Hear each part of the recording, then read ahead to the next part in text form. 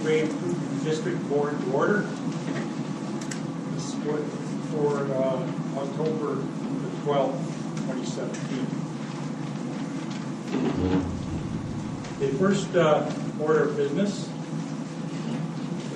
will be the adoption of the agenda.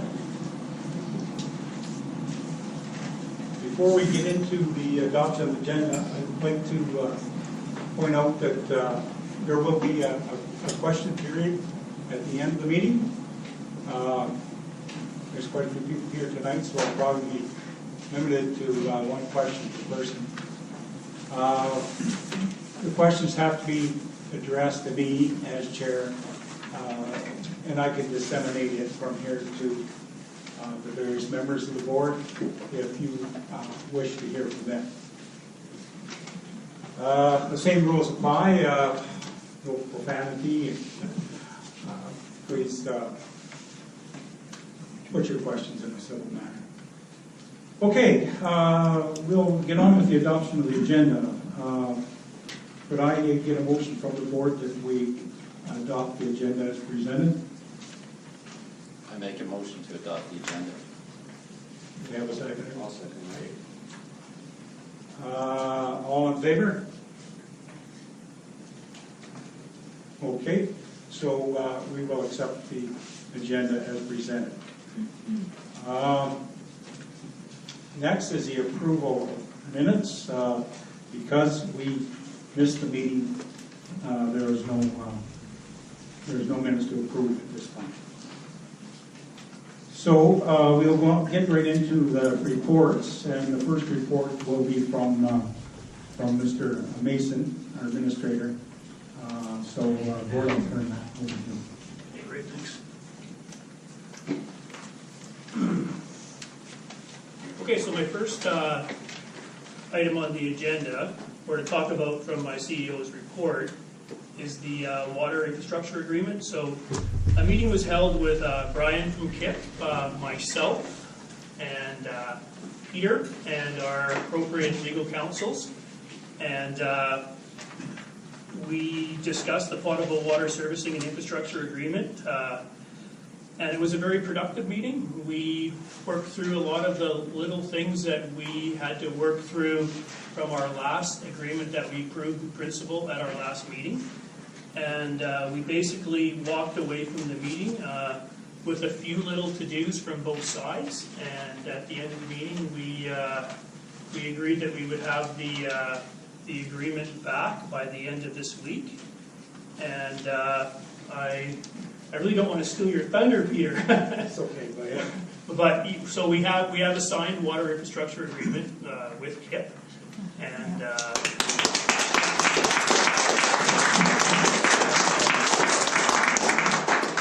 it's been a long time coming, and it's been a lot of hard work from all of our parts. And there's a few people that I'd like to thank that really were hugely supportive in this. And I know Jim told me not to do this, but I'm going to do it anyways. I'd like to thank Jim Elliott. He was huge from a support perspective, from helping me, understand the technical parts of a water agreement. I come from more of a gas background, gas and telecom, so he just kind of helped me understand things a little bit better, supported me during the process, and I'd also like to thank Peter. Peter was huge on keeping me on track when I was getting frustrated with the process, as you can probably well imagine, with the amount of time we spent to get here.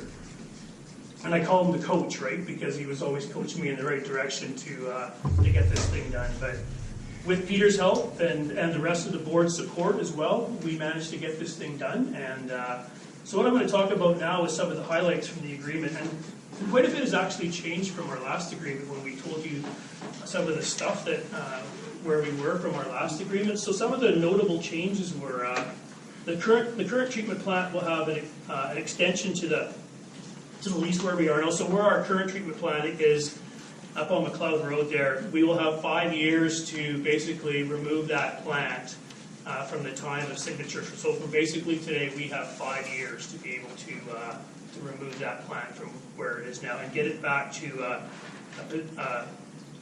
a condition as per an engineering specification that will let Brian know that it's right as per the regional district's requirements. The new treatment plant will be located on the corner of McLeod and Musgrave, and the piece of land will be 4 acres. UBID will own the property, so there's no lease involved anymore. So we'll own that 4 acres of land. We were able to do it through Section 99 of the Land Titles Act, and we'll have all the paperwork through and complete by December the 31st, 2017. And the cost of the land to UBID is $1. So that's a huge savings for us.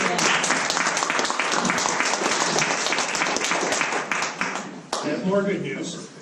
The new fire department land will be located on approximately one kilometer north of the current fire hall location. So if you know where the log house is on the 4-way there, it's just south of it. And it will be 1 hectare in size, so approximately 2.2 acres. So that's more than enough land for a reasonable size fire hall. If you look around the valley here and you look at Cumberland, Comox, Courtney, all the fire halls are on probably half an acre to an acre worth of land. So we have 2.2 acres, so we have lots of room. So we'll be able to build a nice fire department that'll really suit the needs of the community. And once again, it will be done through a Section 99. It'll be transferred to UBID for $1. And because that piece of land is kind of a little bit further down the road from our perspective, we have 2 years, or Brian has 2 years, or Kip has 2 years to be able to complete that deal with us.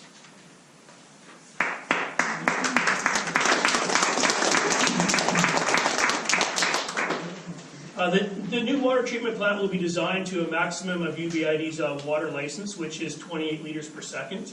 But like in the beginning stages, we're only going to build the water plant.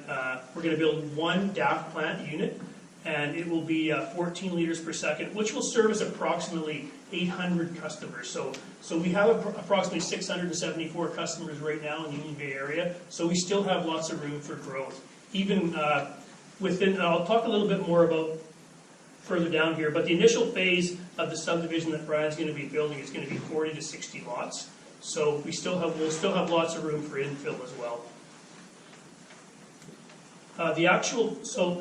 The developer, which is Kip, agrees to pay for the following. And this is basically almost right out of the agreement. The actual cost of designing and constructing the new treatment plant, including the cost of installing, upsizing, and replacing new and existing water supply or distribution pipes, conduits, valves, lift stations, and other infrastructure as directly related and required for the construction and operation of the new treatment plant. The costs UBID would have incurred in designing and constructing the new treatment plant that was sized to accommodate only one 14 liters per second plant or a DAF unit, including the cost of installing, upsizing, or replacing new or existing water supply or distribution pipes, conduits, valves, etc., as directly related to and required for the construction of the operation of the new treatment plant of that size, as estimated by UBID's engineering consultants. So basically what that says in English is that all the upsizing costs from 14 to 28 will be paid for by KIP and at no expense to UBID.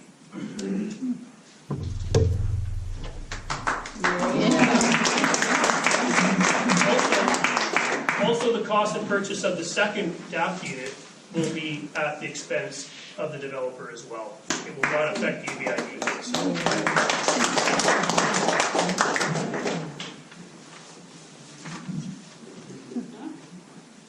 The initial, like I mentioned earlier, the initial phase of the subdivision will be 40 to 60 lots. We've agreed, or UBID has agreed, to give reasonable consideration to the studies and reports submitted by the developer under Section 23, which is another part of the agreement, including proposals for expansion of UBID's water service through the addition of such other potable water sources. From what I understand, KIP has drilled a well that could be, of really good value to us down the road if we ever wanted to expand, or he wants to expand beyond his 40 to 60 lots. And all that would be at his expense. Any proposals for the expansion of the UBID water service shall be subject to the approval of the UBID Board of Trustees being obtained. And UBID's approval of any expansion of its water service shall be subject to the developer's agreement to be responsible, subject to any CEC credits that are available for all associated costs, including infrastructure costs and the cost of attaining all necessary tenures, rights of way, licenses, and regulatory approvals.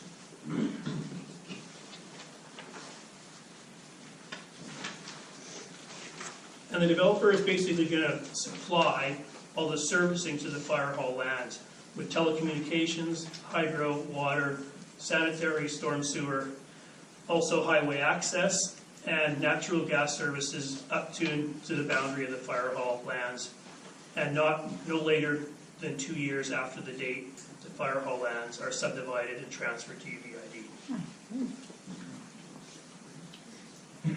So that's it for the report regarding the new water infrastructure agreement. And yeah, I think it's a very good agreement for the community, where we were basically given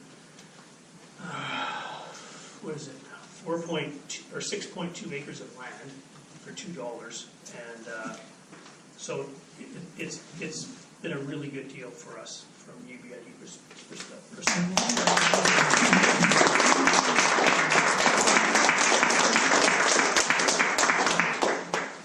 So I'm going to give a little bit of an update now from Island Health and logging in our watershed.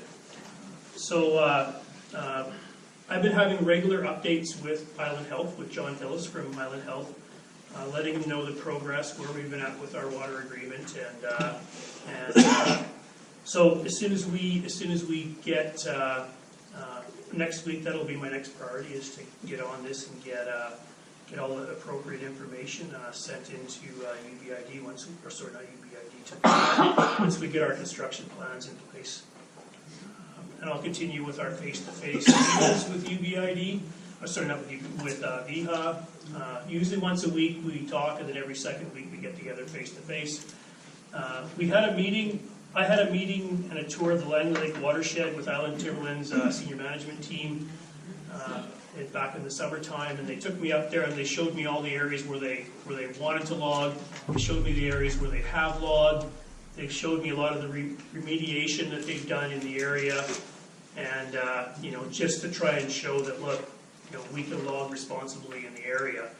And but the UBID Board of Trustees is adamantly opposed to this logging, and Chair Jakes wrote an excellent letter to a number of different stakeholders within the local area here, including VHA and Island Timberlands and the CVRD and a number of other organizations, letting them know the board's opinion regarding logging in our watershed.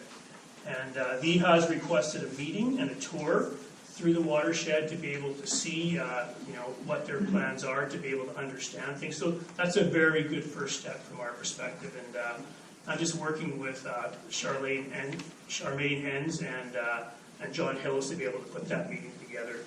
And we'll be able to go up there and show them exactly what's going on, and then we can make a decision from there, or they can make a decision from there.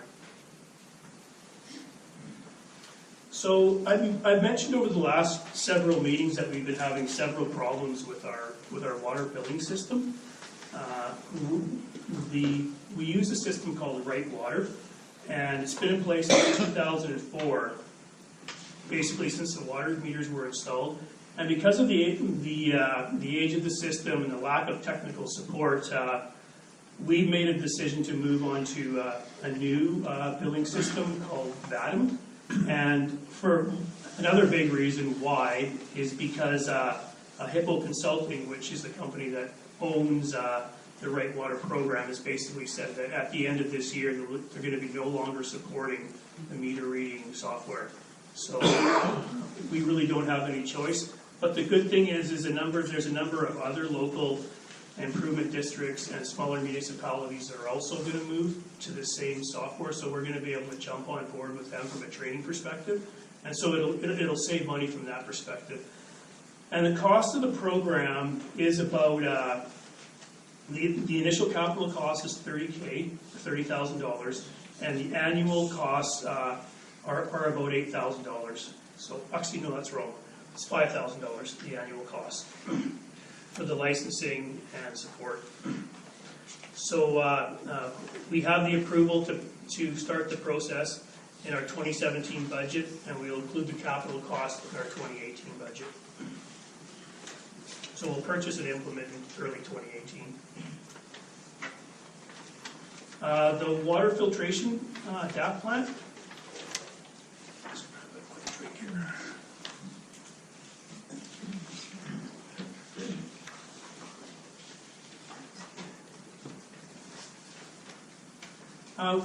We received a report because of the delays in the in getting the water infrastructure agreement signed with HIP.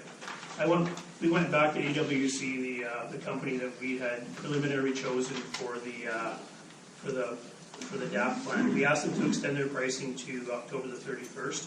So now they did that for us, which was great.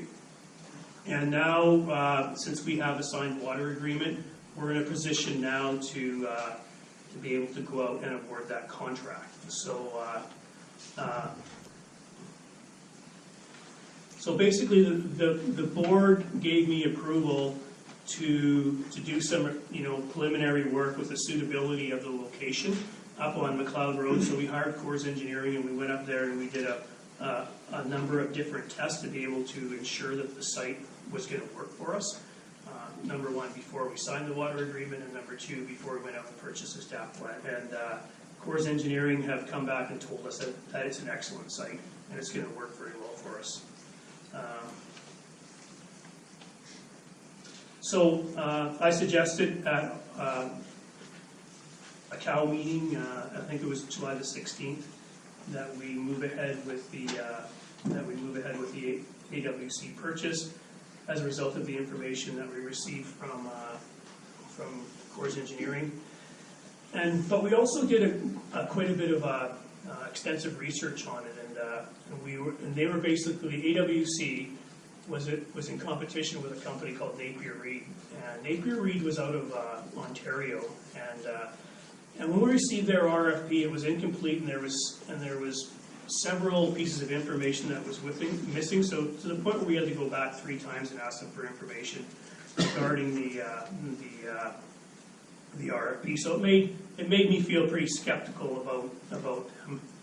And AWC made a significant effort to show Dan and myself the quality of the DAP plants that they already have. So we went on a couple tours and we went and seen some of their DAP plants working on Salt Spring Island. They had 3 different plants on Salt Spring that we went to see, and it was really interesting from that perspective to be able to actually see them working.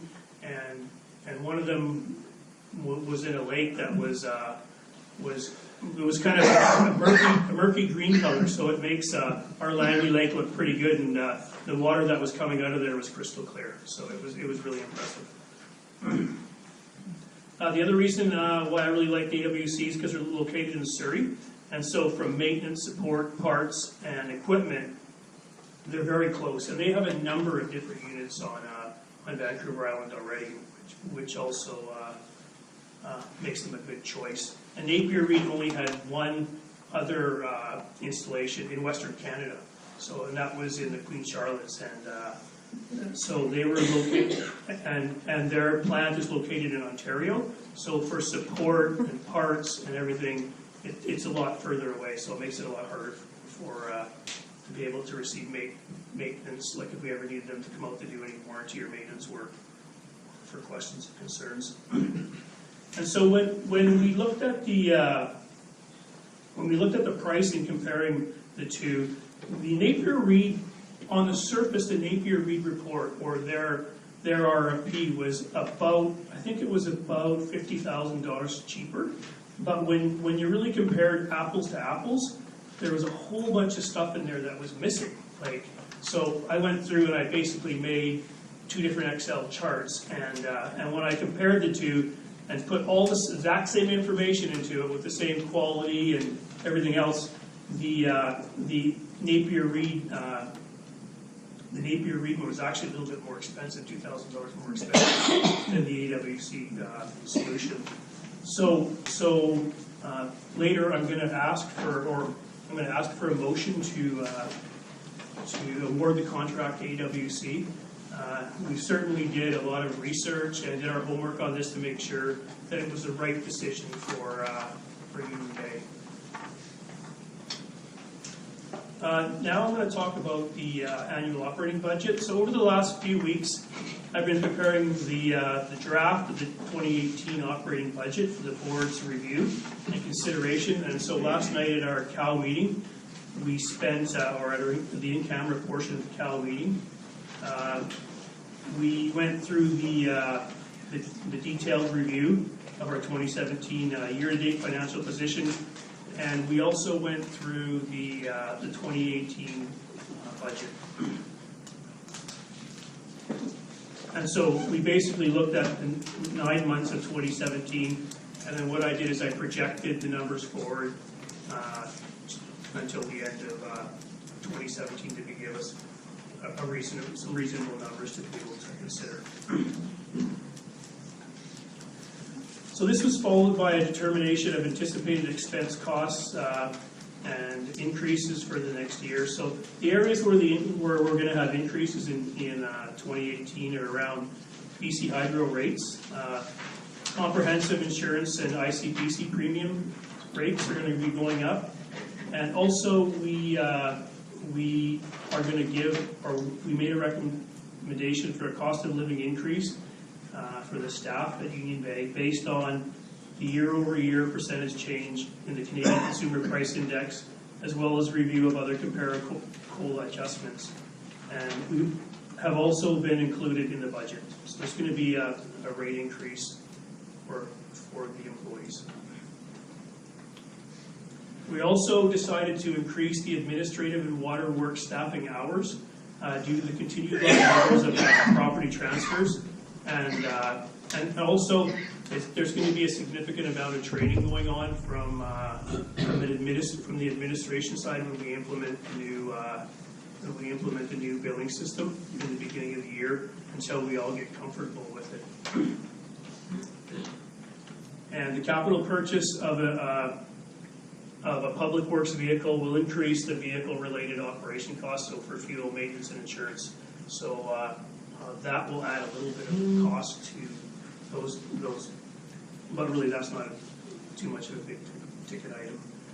So expenses are going to be, or are projected to be higher as compared to the 2017 budget.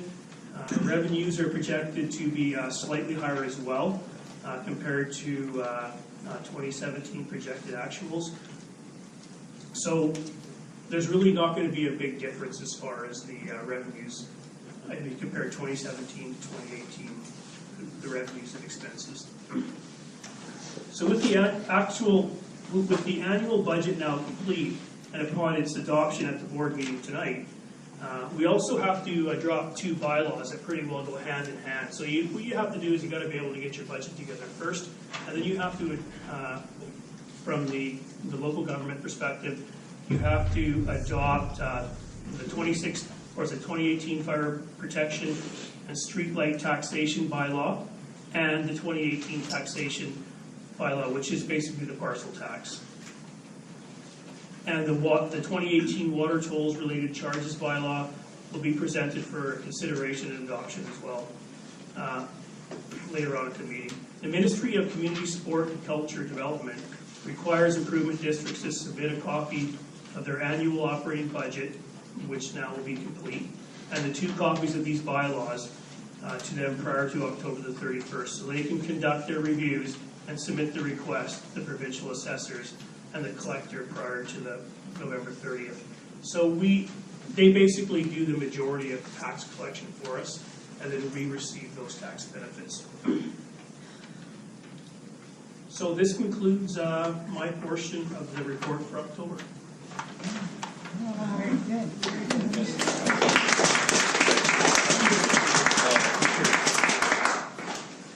Thank you, Mr. Mason. We'll now move on to the fire chief's report and the public works superintendent's report. Union Bay Fire Rescue date was prepared. This was prepared on October 2nd, 2017. During that period, up to that period, they had 3 first responder calls, and they had a detector activated, no fire call. Total time worked 133 minutes. Average time on call 33 minutes. Total number of responders 11. Average number of responders 3. There are open fire bans in Coastal Fire Center. There are currently no open fire burning restrictions. Refer to BC Wildlife Management Branch's website, www.bcwildlife.ca, for the latest information on current restrictions and fire danger rating. Training ongoing and progressing well on vehicles and vehicle safety. Engine 25 underwent an annual ULC pump test and passed with no difficulty. Membership, current strength is 18 members. Fire hall, nothing new to report. Occupational health and safety, nothing new to report. Public relations and events, notice went out inviting all households who wish to have a fire and safety inspection done on their homes to contact the fire hall for an appointment. Last year, 2 residents took advantage of this offer. We could probably do better this year. So that is the fire rescue, and then the public works report from our superintendent, Mr. McGill. Langley Lake, the lake is doing really good this summer, and levels are above normal. The weed growth is less than last year at this time, and the water is staying cool. The cold water is definitely keeping the weeds from growing as much as I've seen in past years. The dam is dry, and the leaks under the spillway are the same amount. There has been very little human activity at the dam, probably because of the long fire ban and constant patrolling of the watershed by us, meaning Dan and Pete, and Island Timberlands. Repairs, 5459 South Island Highway, replaced water line from meter to the corporation stop. There was a saddle on the main and abandoned the water line to the old gas station. 5519 Tappan, the corporation stop failed, leaking through the direct tap into the AC main. Saddle was installed and connected to the new service line to the meter. The service beside is also a direct tap and all copper line to the meter. These direct taps are a real pain to fix, as you have to install a saddle or abandon and tap a new service. So water stats, in 0.65 NTU, out 0.55 NTUs. Chlorine is 1.75 parts per million free. Tank level is 10 centimeters from full. Water temperature 11.4 degrees Celsius. Water consumption 350 to 400 cubic meters per day. Langley Lake height 57 centimeters. And there we have the public works report and the fire report. Could I get a motion from the board that these reports be filed or referenced? I put a motion forward to accept those reports. Second. Okay, Trustee Loxton and Trustee Litton. And these reports will be filed, will be kept on file. Okay, moving on to new business. As Mr. Mason brought forward here earlier, the 2018 annual operating budget.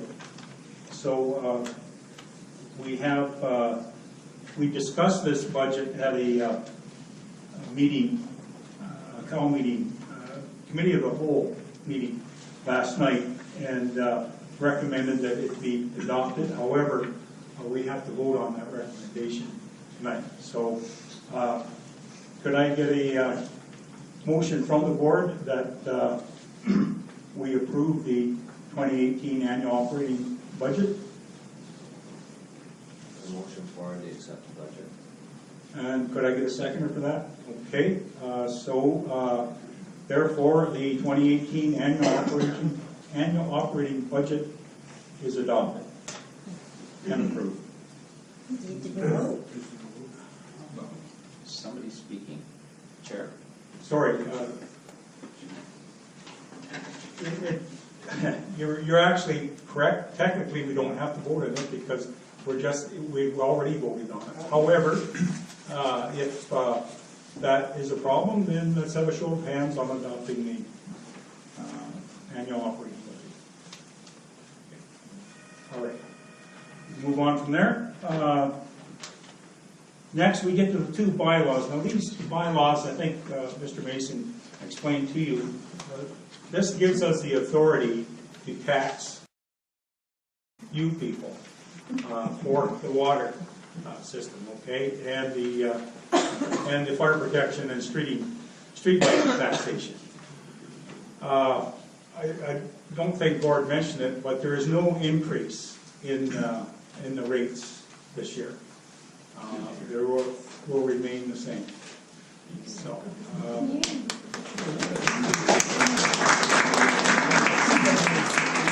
however, I now have to read in the bylaw.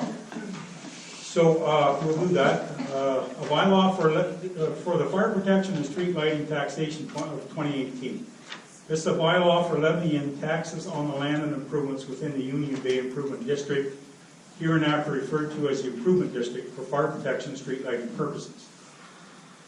The trustees of the Union Bay Improvement District in open meeting assemble and act as follows.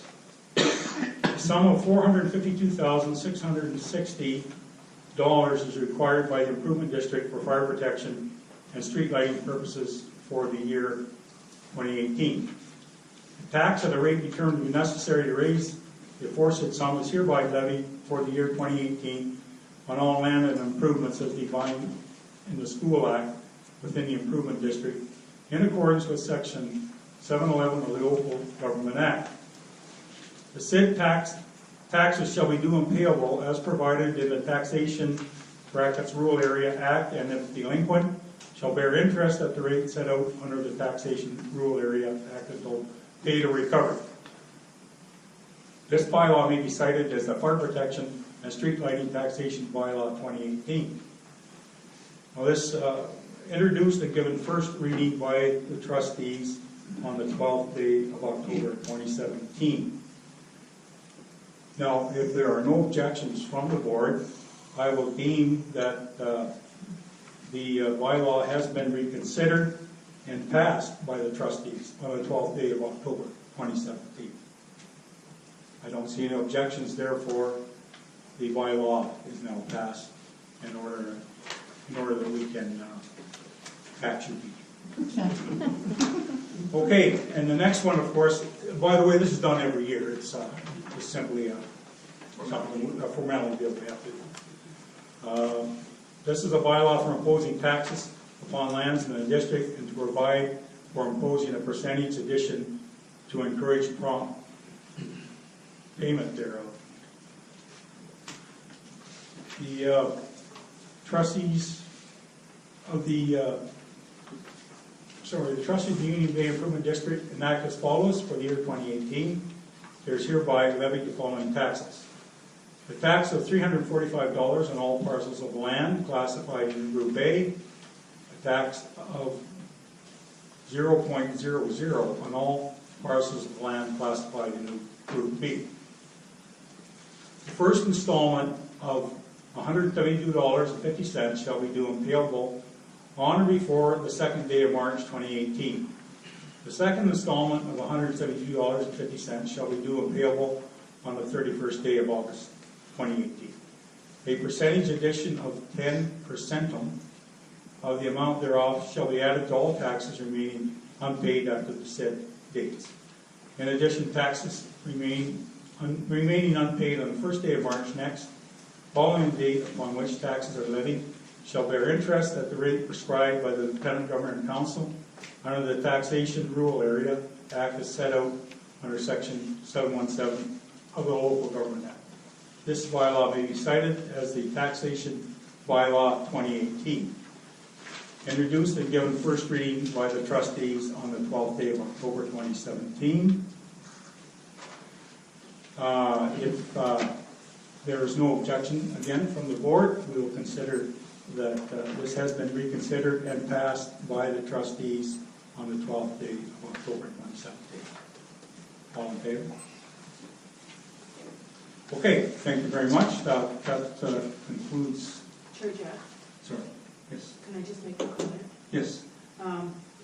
This follows in a conversation that you've had with the landowners at previous public meetings with regards to unpaid taxes, parcel taxes, and the property tax. And it's interesting to read that this is actually the legal means by which we can levy a penalty for those taxes and parcel taxes that remain unpaid. And we do have that as an issue in Union Bay, and we're at a crossroads right now of requiring that all taxes are paid and paid promptly. Thank you for pointing that out, Trustee Calgier. You're exactly right. This basically is the parcel tax bylaw, as you probably figured out. And you will know also, though, that there is no increase in the parcel tax this year. Okay. Yes. Next, we're coming to bylaw number 264, the Development and Subdivision Water Regulation and Standards bylaw. Now, this bylaw was forwarded to the provincial government by the previous board, and it never gained ratification. I believe that Trustee Bitton, you have a yeah, I make a motion, we do not proceed with bylaw 264. I'll second that. Okay, proposed by Trustee Benton, seconded by Trustee Lawson. We have a motion on the table that we abandon bylaw number 264. So we're now open for discussion on this matter, and since this is your motion, Trustee Bitton, you go first. So in our negotiations with KIP and in our existing water agreement, we used bylaw 176 in the negotiations, so I see no need to consider this new bylaw. And it also seems very complicated. Our lawyer on July 12th sent us breaking down the bylaw, and he had 12 points. So here's the lawyer's letter, 12 points that he wanted to consider and look at. So I think it would be very expensive for us to do it, and there's actually no need to do it now that we actually have an agreement with the developer. Okay. Trustee Elliott, would you care to weigh in on this? Yeah, the existing bylaw we have an existing bylaw 176. This bylaw is, as stated, was brought forward by the previous board. Actually, I think it was approved by the previous board, but didn't receive approval in Victoria. And because of a number of these issues that are mentioned in the legal review by our lawyer, there are certain aspects of this bylaw that may be superior to bylaw 176, but bylaw 176, although it is a little bit dated, does offer many of the same things that are in this bylaw. I think at some point in time we may have to revisit looking at this draft of this bylaw, and with a view of either changing bylaw 176 or enacting a new bylaw. But as Trustee Bitton had said, we have used bylaw 176 as the foundation in the water agreement, and reference in the water agreement. So to really change the bylaw at this time, I think is really just confusing the issue with the developer for certain, and obviously with our water agreement that references bylaw 176. Okay, thank you very much, trustee Elliott. Trustee Kelger, you're up. My comment is that I don't believe we have to abandon it necessarily. I think there are many positive aspects to the revision, the revised bylaw 264, and many of the points that our legal counsel made are actually quite minor. And we will have future development, future applications for development coming to Union Bay. It was a consolidation of several bylaws, so there are many positive things to it. I don't think we need to vote one way or the other. I think because the bylaw 264 doesn't actually exist. We have now a very solid legal opinion to which we can work on in the future. So I think it should be considered a working document. We have good information on how to make it a better document. And there were, as Trustee Elliott stated, there are things that are out of date in our previous existing subdivision bylaw, but they're adequate for now. So I think why abandon the hard work that went in? It took 2 years to develop the bylaw 264, so why not leave it as it is, consider the legal opinion, and it's something that we can bring forward and use, like build on what has already been put together. So I don't think we really need to vote one way or the other. It is the way it is. Thank you, Trustee Kelger. Trustee Loxton. Well, I feel the same as Trustee Bitt and Trustee Elliott. I think that going forward here, if we, with the original bylaw is sufficient for now, and if we need changes in the future, then we can go forward with that. We have a lot of things ahead of us right now, including, like you said, Langley Lake, the environmental issues with logging, and going forward with the water filtration system. Let's get on with it. I'm quite happy with where it is right now. Okay. With the bylaw we have. Okay. So, everybody is weighed in on this, so we'll... Can you read the motion back? I didn't write it down particularly. Okay, so my motion is we do not proceed with bylaw 264. That's my motion. Yes, okay. So we'll now take a vote on that. So those in favor of Trustee Bitten's motion, raise your hand. Okay, those, I guess I'm going to have to vote on this. Yes, I'm voting that we abandon this bylaw, and in the future we can revisit student. Those opposed to the bylaw, well, it's obviously Trustee Kelger and Trustee. No, I'm just abstaining. Okay, fair enough. Then, motion put forward by Trustee Bitt is carried. Okay. Next, we'll move on to other business. We have a report here. Clear and safe water for Union Bay. No, just the sort of contract. Oh, yes, sorry. Contract approval and awarding of the DAF plant. I believe, Elliott, and you are prepared. Sure. Yes, I'd like to make a motion that the contract for the award of the 14 liter per second DAF plant, in accordance with the AWC quote of $545,503. I move that be award be finalized, and we proceed with giving the award to the AWC for sorry, that was shitty motion. I'll second it. You know what I meant, right? We got it. I think we got the picture here. I was going two different places. Okay. But the motion basically is that AWC be awarded the contract for the supply of the DAF plant. Thank you, Trustee Elliott.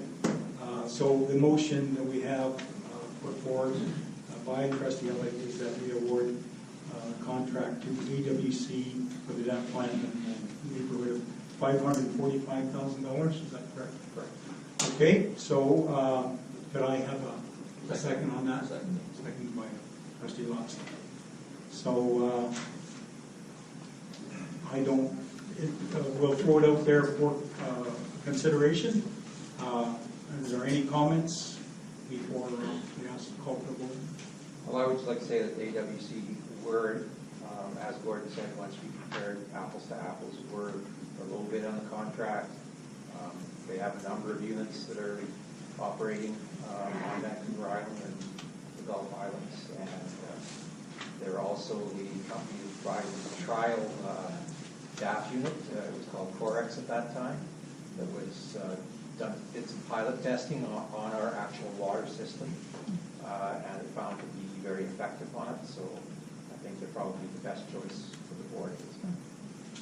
I'd like to mention thank Gord for his hard work on this, because he really did a lot of work and drilled down and checked things out, so thanks, Gord.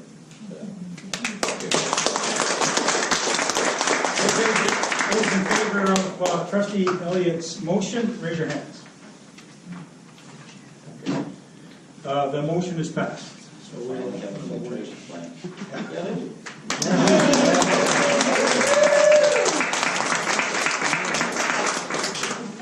Okay, next, Trustee Kelger. This is the report from Mr. Madison on our clear and safe water. Yes, thank you. I think we had 15 copies here, is that correct? Yep. And all of them got scooped up. I just would like to know how many of you here have actually had a chance to read Mr. Madison's report thoroughly. It is posted online in Union Bay, and I wanted to put on the agenda because it is actually a very thorough review of the history of Union Bay, and it costs taxpayers, not just Union Bay taxpayers, but all the taxpayers of British Columbia, approximately $50,000 to produce. But that was also like almost 2 years of work on his part in facilitating the agreement. And I wanted to draw the attention of the landowners to page 17, where Mr. Madison looks at the concerns raised by the previous board with regards to the expired water agreement. And I'm pleased to confirm that there's 6 very detailed points of concern regarding the old water agreement, and just looking through them, I really encourage every one of you to look at this report online. We have this new water agreement actually addresses 5 of those 6 concerns, which is quite remarkable, and I want to thank the hard work of the entire board in bringing that to bringing this long and difficult journey to a positive conclusion.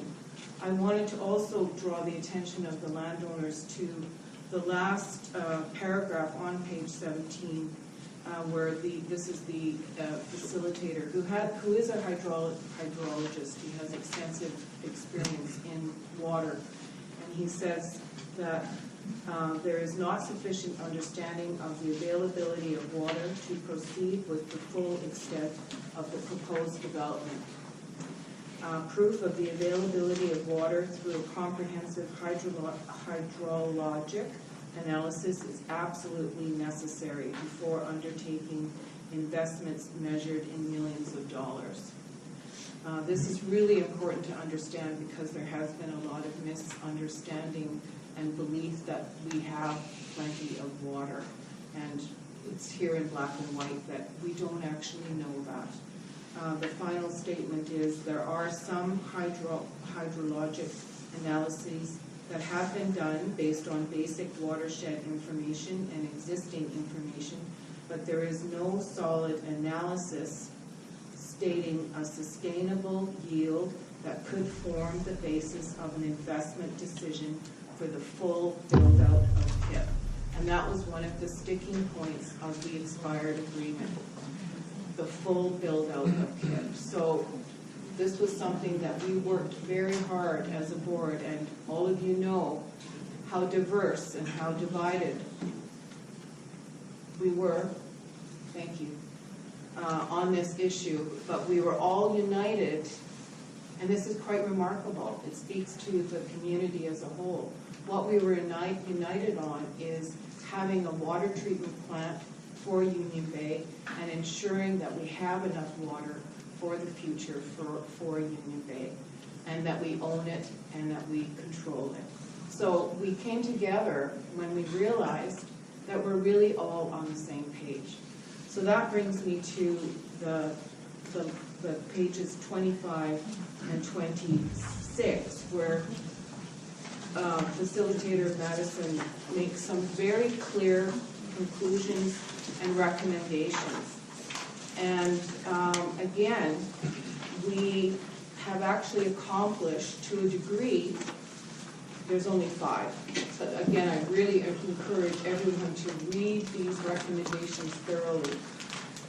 So there's 7 recommendations in total. We've achieved 2 of the 7. And my purpose in bringing this forward today is that I would like to propose a motion that the board endeavor to consider seriously and move forward on these recommendations. We have a real gift of a $50,000 report, which applies absolutely to Union Bay on critical issues that Union Bay is faced with right now. I think we can show to the community that we can work together. We have accomplished an amazing, really amazing thing. Let's continue to work together. So that's my motion. It's kind of a motherhood and apple pie motion, but it's to demonstrate to the community that we have more work to do, we can do it, and we're committed to doing it. Thank you very much, Trustee Collins.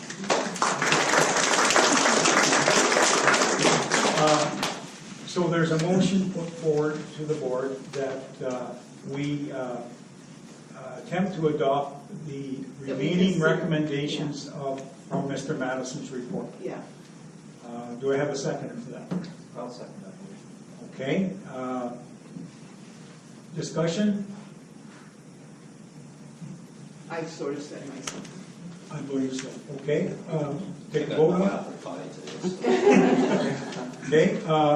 We'll take a vote on that. Those for the motion, raise your hands. Wow. Fine. That's wonderful. Occurrence. It's a miracle. Okay, the motion is passed. And we will. Okay. We have correspondence. Is that something that you had? Well, I just, I don't know why. Okay.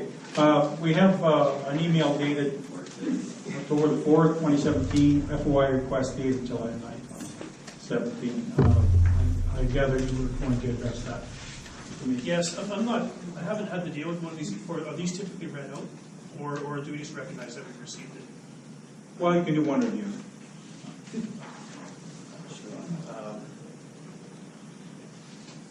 You may wish to refer to the person's report as the landowner. So I guess, so I refer it to the landowner? No, as the As the landowner, you don't landowner. identify. Not to this Okay, person. yeah. Rather- Yeah, I'll just read it then.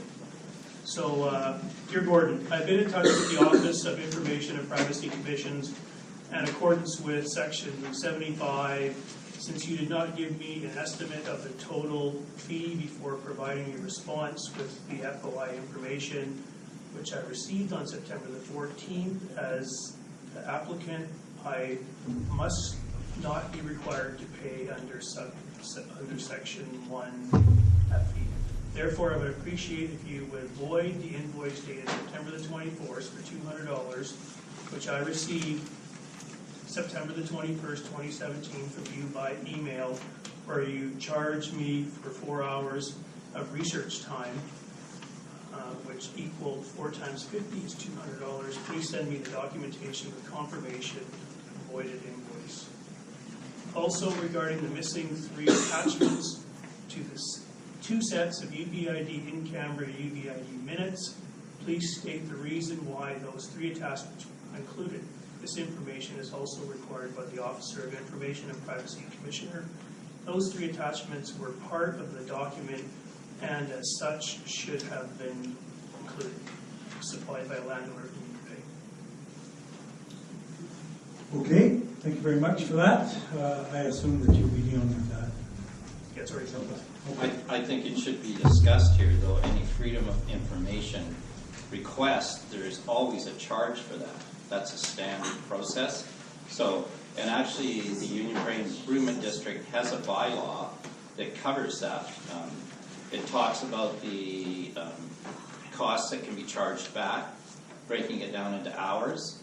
So, in my opinion, if a person asks for something and it takes our administrator 4 or 5 hours of time, they will be liable to pay that. So it's an existing bylaw. Everybody here tells us how they research bylaws and they know them all so well. So it's very strange to me that somebody is not aware of this existing bylaw, and secondly, the cost of freedom of information requests. It's standard. I mean, I even know that when you ask for freedom of information, you're going to be charged, and you're charged before you receive the information. So I see no reason why we would not follow through with the invoice. Trustee Allen. Yes, with all due respect, Trustee Bitton, there is legislation. It's a legal legislative legislation in the FOI process that outlines what can be charged and what can't be charged.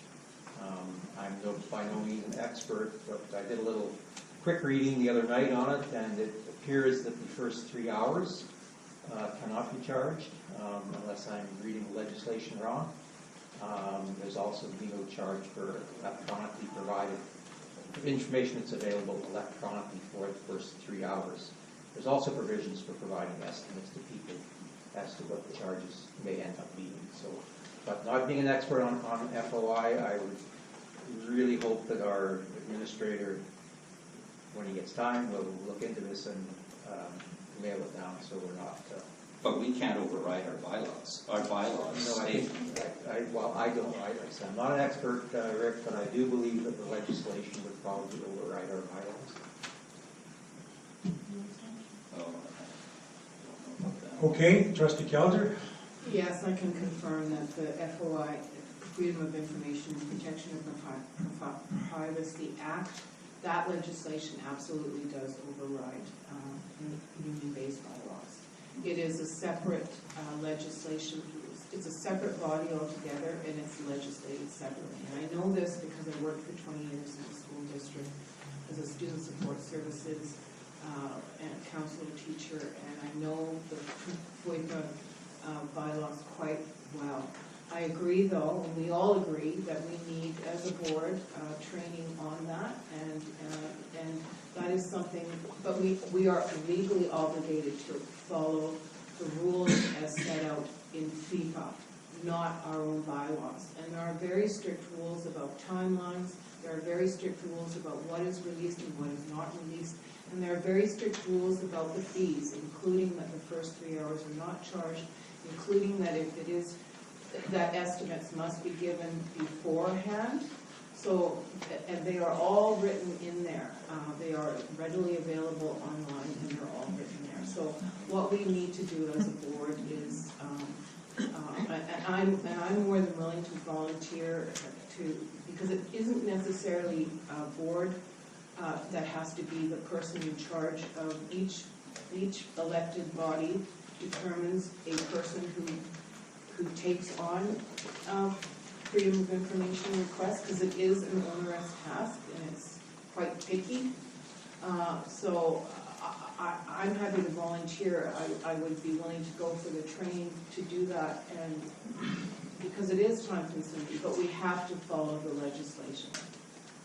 Okay, thank you for that. I would like to see maybe Gordon also just talk to the ministry on this, because the other issue is there's the same one or two people all the time phoning in, tying things up, same people all the time. So it's a 3 hours, as far as I'm concerned, 3 hours to start from the first item, because we just don't have the time.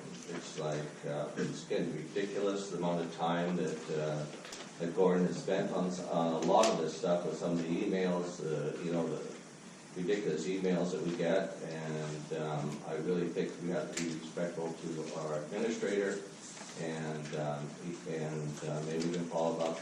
Again, you have the rules, but I think we should also follow up with the ministry and go from there. Yeah, I firmly believe, everybody's got their opinion of how things work here. If we've got bylaws, and everybody here is such a firm believer in following our bylaws state that the person that asks for that information is charged. And there's a reason for that, where, if this is a very pertinent question and there's a lot of meaning to it, certainly, it has to be done and they're charged for it. But again, Gordon is working on Thanksgiving Day here, so there's only so much time, and I don't think the people in this room wanted to spend, approve our administrator spending 4 or 5 hours on things that might not be all that important when we have critical things to do. So the bylaw to me is what rules here. And I would request Gordon to go to the ministry and get a very clear and concise direction on this. And then I think in the future that this charge should be posted on the website so that we do not have to spend the time of giving somebody an estimate. We can't estimate how long it's going to take to answer some of these questions. So that's what I would like to see happen. And I don't know about the people in this room. Our administrator cannot be tied up for hours and hours and hours by the same people asking the same questions. Okay. Again, I Trustee Calder, please. as stewards of Union Bay, part of our job is to ensure that we do not incur a legal case and to violate the Freedom of Information and Privacy Protection laws. We would be sued for that. So before we speak any further about which we clearly do not know, Yes, I exactly. suggest we research the Freedom of Information laws pertaining to what fees are charged. I'm referring to Freedom of Information requests, not general emails or questions that are brought into the office. I'm specifically referring, as the landowner's letter was in reference to, Freedom of Information formal requests. There is a process that has to, by law, be followed. I think the ministry will direct us on what we do as they're in charge of our operations. So Gordon, ask them what the process is, and I would ask Gordon if you could report back to us at the next meeting exactly what is expected and what the criteria is and what the charges are, so that we can eliminate this. Okay. For you, perhaps when you, in your other duties, which are many. No, this is important to me too, because we should get a. I'm new to this, and I want to make sure that we get it right. Yeah. So I'll find out exactly what the scoop is, and I have been working with a lady from the Freedom of Information office with some other Freedom of Information requests that came in. One of them is 178 pages that I've been reviewing, so that I have to go through every. It's like reading a book. So you think this one was 4 hours? This one's a lot more than 4 hours to read through all the information and disseminate it to see what can go out. can. So, like, these are taking an awful lot of time, and like some of the other trustees have said, we have a lot on the go right now, and I feel that some of the stuff on the go right now is pretty important with building our new water plant, getting our new fire department going, and, all the rest of it that it takes to run this district. So the freedom of information requests are important as well. Yeah. So it's just a matter of balancing my time to be able to do everything efficiently, right? And that's why I volunteered to assist in that. Yeah. Okay, so we'll leave it at that then. I just want to make a comment. I believe the governing body for FOI also allows certain bodies such as regional districts and local improvement districts to make bylaws governing freedom of information charters. However, we'll leave that with Mr. Mason, and I'm sure he'll come up with the information we need. Okay, so we'll now move on to questions from the landowners. Just one final point. We had 2 other letters of correspondence that were received, but not, one was dated in the summer, and we sent October 4th, and one was September 20th. The agenda was already done when I received those, so they never made it on the agendas. So what will happen to them? Because we have an obligation to landowners to. We can forward them on to the next agenda. Yeah, I think that needs to happen because they were certainly sent well in advance. One of them I hadn't even seen before. I'd never seen it, so. But anyways. Okay, questions? Yes, sir. Yeah, my name is Robert Johnson. I live in Bucky Bay. My only real thing that pops up right off the top of my head about this water treatment plant is it's still going to have to pump water to some of those houses up there, is it not? That, yes and no. Okay, my concern is now we have a fire going on up there, a big fire. Well, what I didn't tell you, there's snow and ice on Cloud Road. The fire truck can't get up there. Now we've got all this. Is there going to be adequate water pressure up there to fight this forest fire or fire or whatever if that truck was able to get up there in the first place?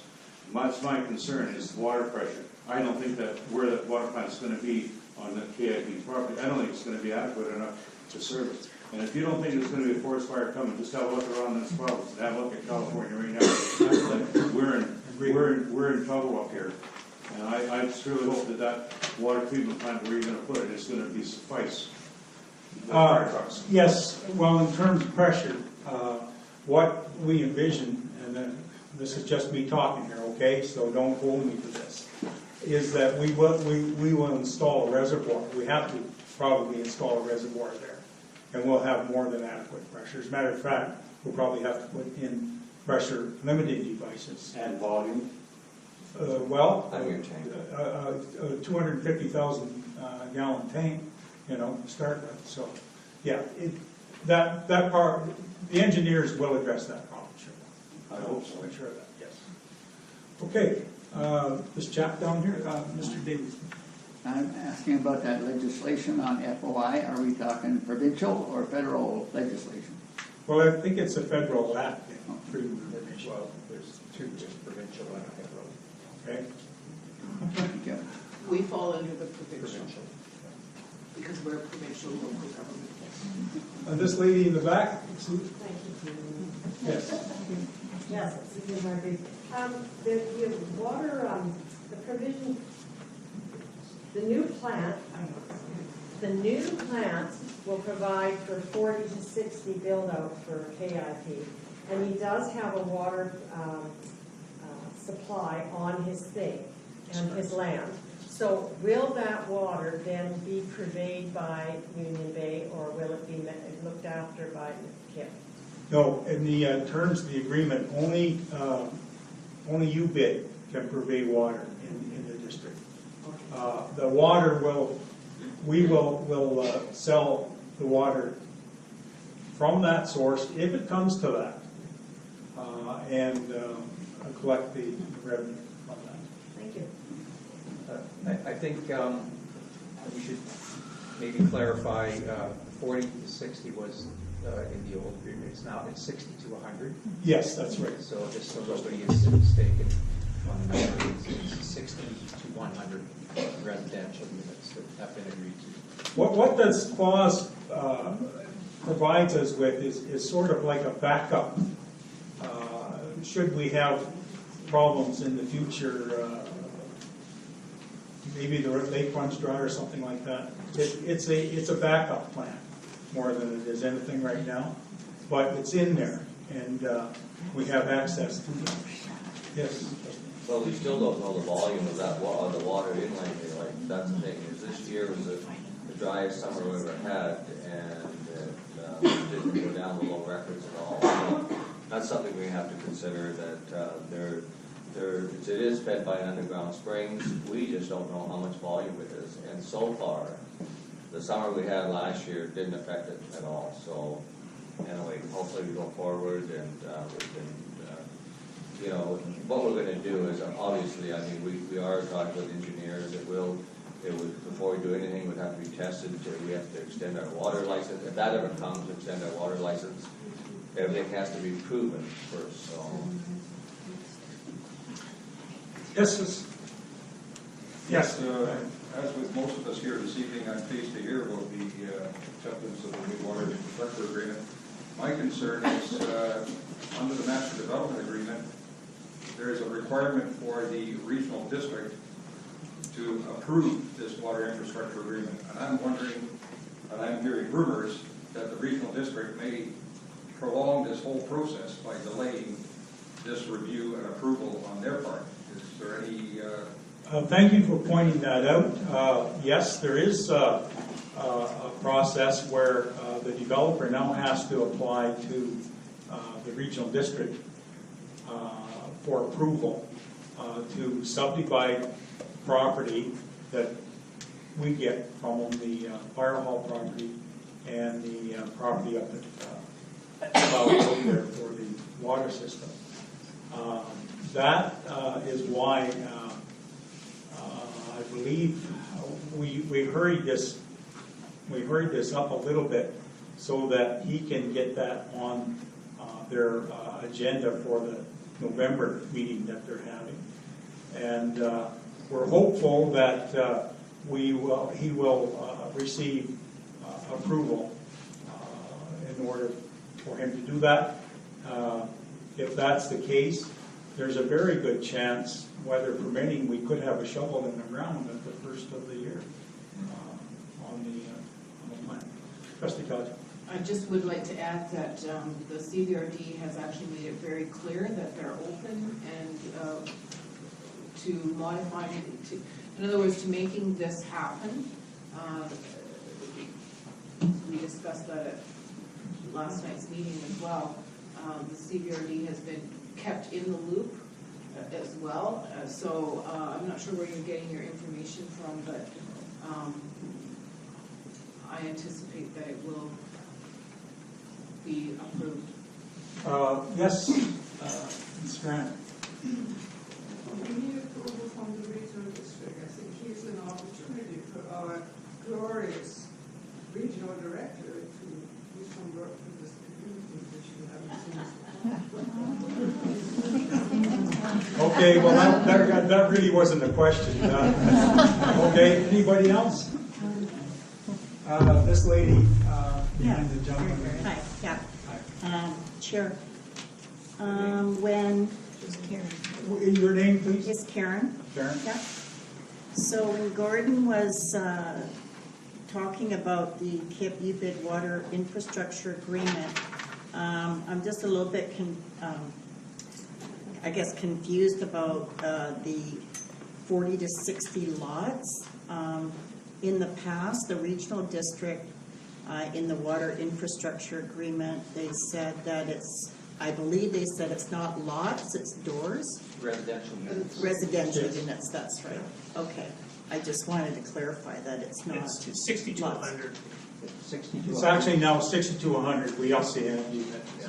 Residential Residential lots. Yes. Residential Yes. units. Units.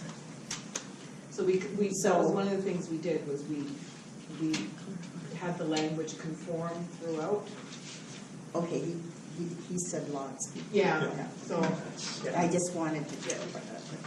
good point. Okay, yes? Yeah, who's the head in the organization? The head, that's what Susanna was speaking about.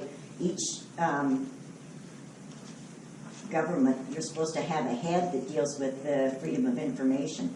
Yes. And it isn't automatically the administrator. In fact, it doesn't even have to be somebody on the board. And that's why it's not taking away any time from him if you appoint somebody else as the head. Yeah, that's true. Well, we don't have that luxury. We No, have- you have to. I'm sorry, we don't. No, Okay, We'll yes. go to the administrator. Excuse me, Chair Jakes. Yes. The landowner is correct that in terms of specifically freedom of information requests, any local government can appoint someone to handle those requests. She's absolutely correct in that. And that is part of the legislation, which is why we need to be really informed of the freedom of information legislation. It doesn't mean that the head of FIPA requests is anything else other than that. That's just their designated job. And it's so that the administrator doesn't have to carry the burden of I understand that. It's anticipated that as we move along here, and a lot of these freedom of information requests will probably dry up, because from now on, we've had to, because of contractual considerations, we had to do a lot of in-camera meetings. Hopefully that won't be the case anymore. So all the information that we will be producing will be available on our website, or we'll make it available to the public in whatever way we can. Okay? Yes? I was wondering about when the development starts, how is that going to be financially beneficial to the community? Well, it's going to provide jobs. Perhaps some of the people here in the community will be able to work. Also, as development comes forward, we will be getting more revenue from the sale of water. Right to UBID? Yes, yeah. We will be obtaining money in the form of CDC credits from lots other than that produced by the developer. It will be of great benefit. And it's something we have to do. We've been mandated by the Board of Health to have this in place, and they've been snapping at our backs all along here. And I believe that the regional district is now feeling some of the heat as well. I'm hoping, all things being equal, that we will actually meet the VHOG deadline of August of next year. If not, we should be very close to that if everything goes well. I think there's one bigger thing than the financial benefit to the community is about new people in our community, maybe some kids, people that will get involved in the community club, people will get involved in the boat ramp committee, help out some of these guys that are down there cutting the grass all the time. That's where I see the benefit to this. The financials, certainly it's a huge part of it, but with the smaller developments that the developer can do with the sewage systems, it's going to be cost affordable housing for younger families and senior citizens, and it's going to change our community. We're going to move forward, right? And that's what I see as a benefit. Trustee Johnson. You had a comment? Yeah, I did. I just want to be clear that the CEC credits, for example, is not a money-making venture for UBID. The CEC credits are to offset the cost of providing the water. It's not a profit-making venture. And of course, having more people in the community brings something to the community. I don't think that's ever been a question. But I just don't want people to think it's a money-making, the CECs is a money-making deal. Yes, It's yes, not. ma'am.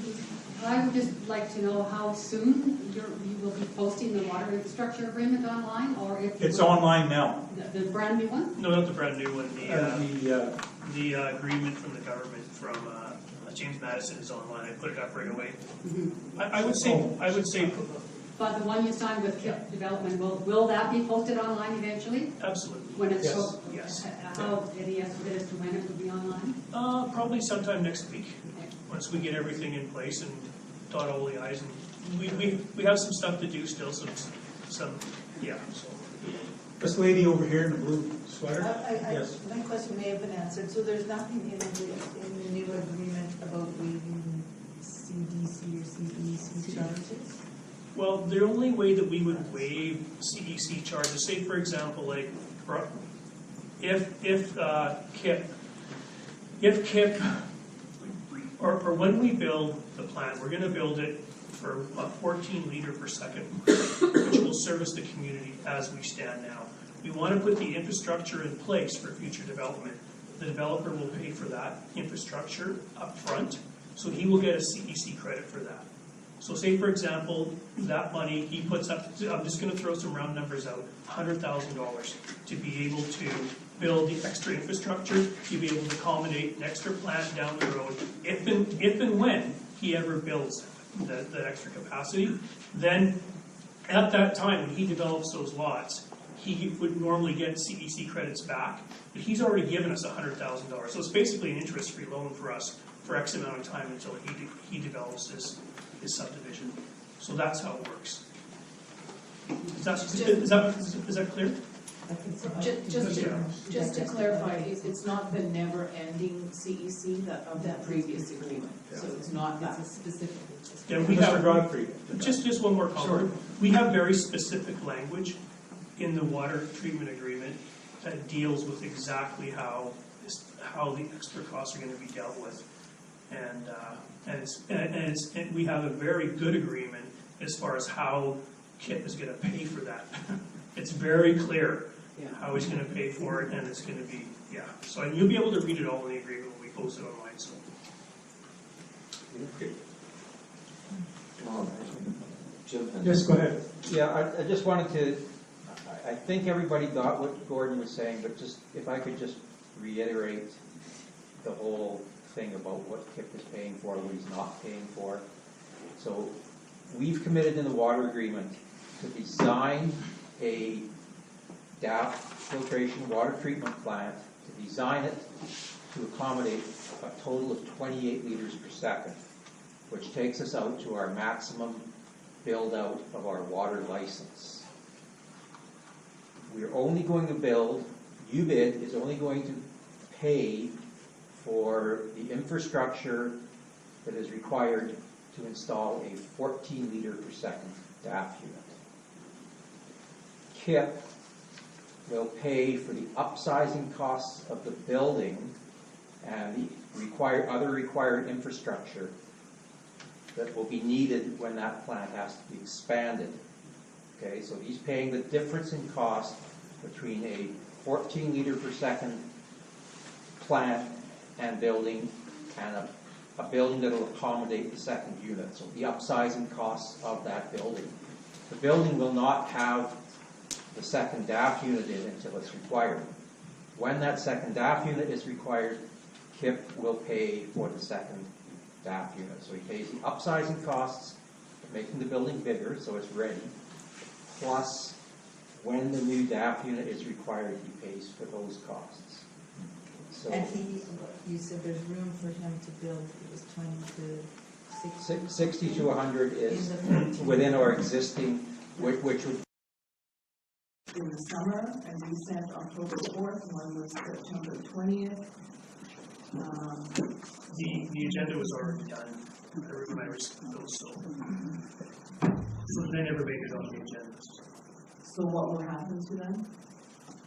Because we have an obligation to we can forward them on to the next agenda. Yeah, I think that needs to happen because they were certainly sent well in advance. One of them I hadn't even seen before. I'd never seen it. So. But anyways. Okay, questions? Yes, sir. Yeah, my name is Walter Johnson, I live in Bucky Bay. My only real thing that pops up right off the top of my head about this water treatment plant is it's still gonna have to pump water to some of those houses up there, is it not? That, yes and no. Okay, my concern is, now we have a fire going on up there, a big fire.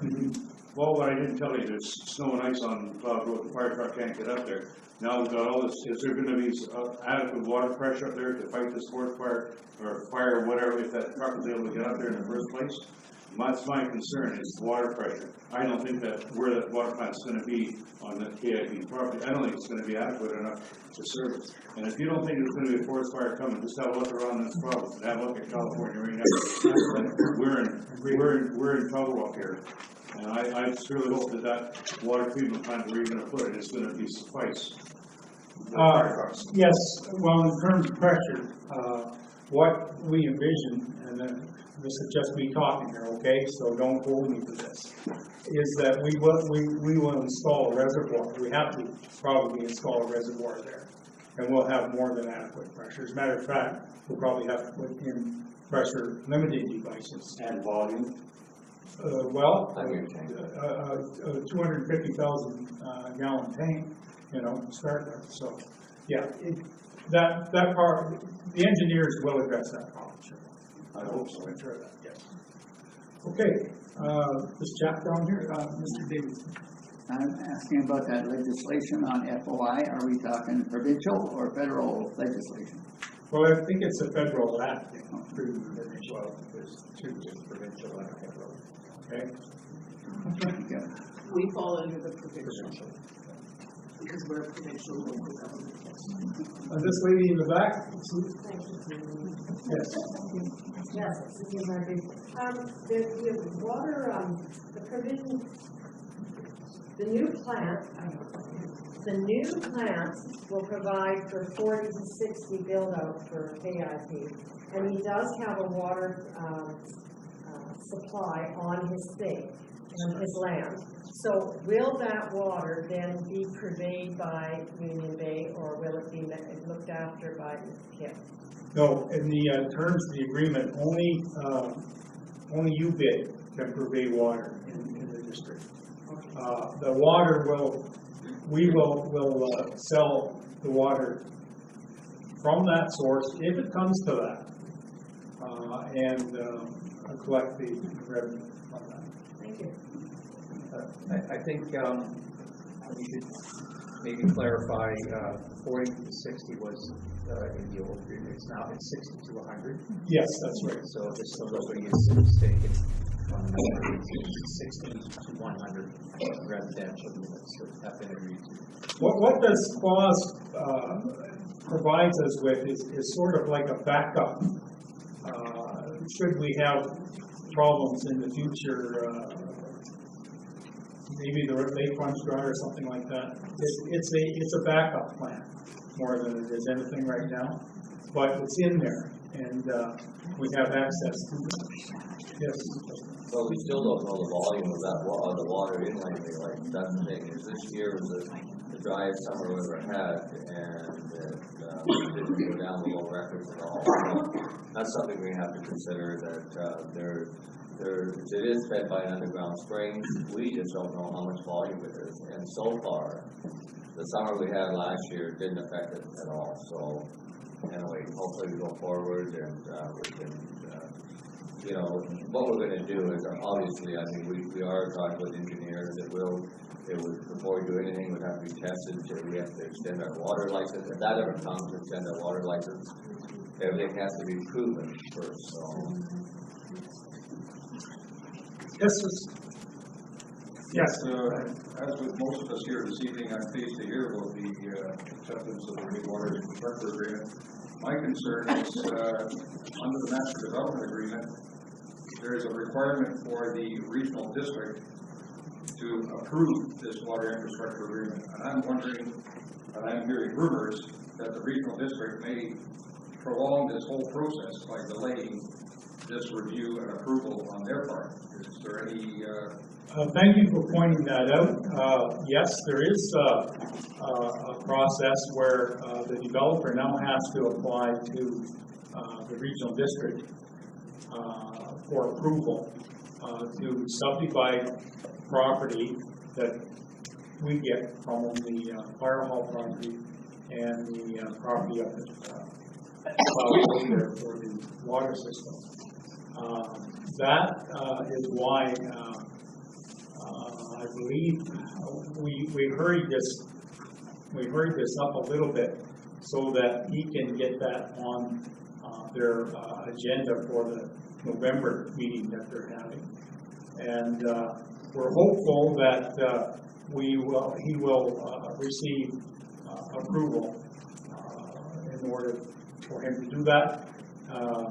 If that's the case, there's a very good chance, weather permitting, we could have a shovel in the ground at the first of the year on the land. Trustee Kelly. I just would like to add that the CVRD has actually made it very clear that they're open and to modifying, in other words, to making this happen. We discussed that at last night's meeting as well. The CVRD has been kept in the loop as well. So I'm not sure where you're getting your information from, but I anticipate that it will be approved. Yes, Ms. Grant. We need approval from the regional district. I think he's an opportunity for our glorious regional director to do some work for this community, which we haven't seen. Okay, well, that really wasn't the question. Okay, anybody else? This lady, behind the gentleman. Hi, yeah. Sure. When Your name, please? is Karen? Karen. Yeah. So when Gordon was talking about the KIP UBID water infrastructure agreement, I'm just a little bit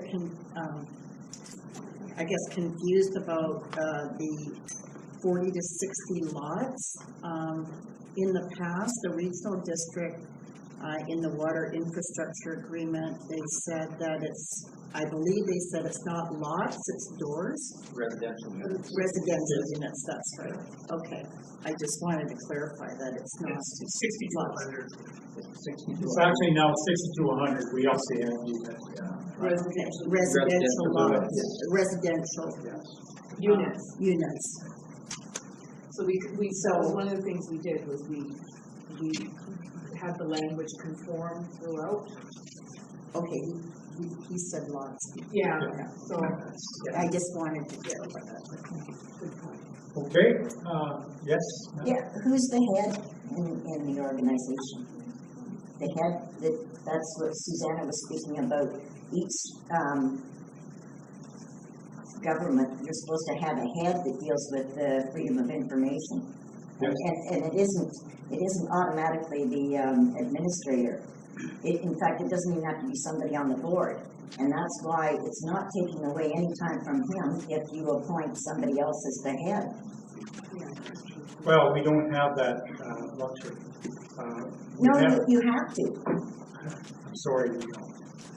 Okay, yes. Both of the benefits. Excuse me, Chair Jakes. Yes. The landowner is correct that in terms of specifically freedom of information requests, any local government can appoint someone to handle those requests. She's absolutely correct in that.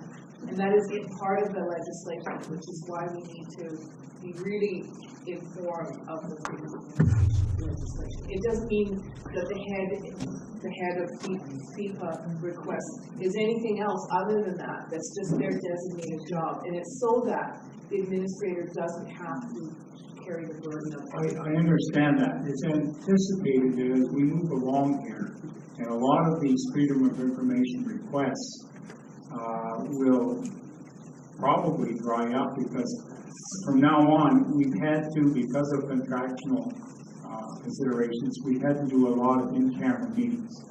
hopefully that won't be the case anymore. So all the information that we will be producing will be available on our website, or we'll make it available to the public in whatever way we can, okay? Yes? I was wondering about when the development starts, how's that going to be financially beneficial to the community? Well, it's going to provide jobs. Perhaps some of the people here in the community will be able to work. Also, as development comes forward, we will be getting more revenue from the sale of water. Right to UBID? Yes, yeah. We will be obtaining money in the form of CDC credits from lots other than that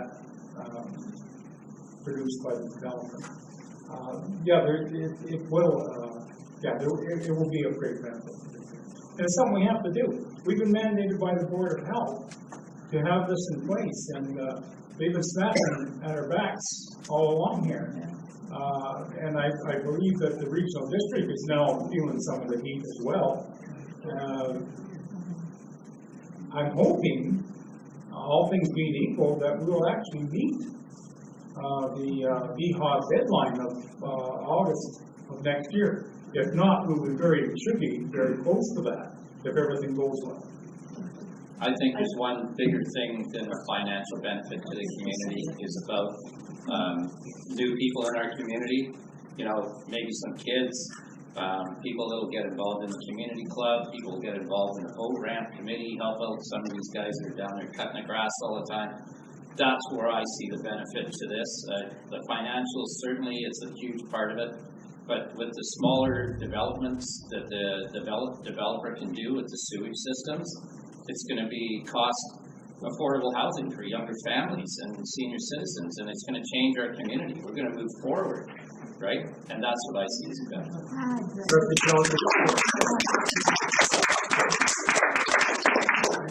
You had a comment? Yeah, I do. I just want to be clear that the CEC credits, for example, is not a money-making venture for UBID. The CEC credits are to offset the cost of providing the water. It's not a profit-making venture. And of course, having more people in the community brings something to the community. I don't think that's ever been a question. But I just don't want people to think it's a money-making, the CECs is a money-making deal. Yes, ma'am. I would just like to know how soon you will be posting the water infrastructure agreement online, or if it's online now. The brand new one? No, not the brand new one. The agreement from the government from James Madison is online. I put it up right away. I would say. But the one you signed with development, will that be posted online eventually? Absolutely. When it's yes. How any estimate as to when it will be online?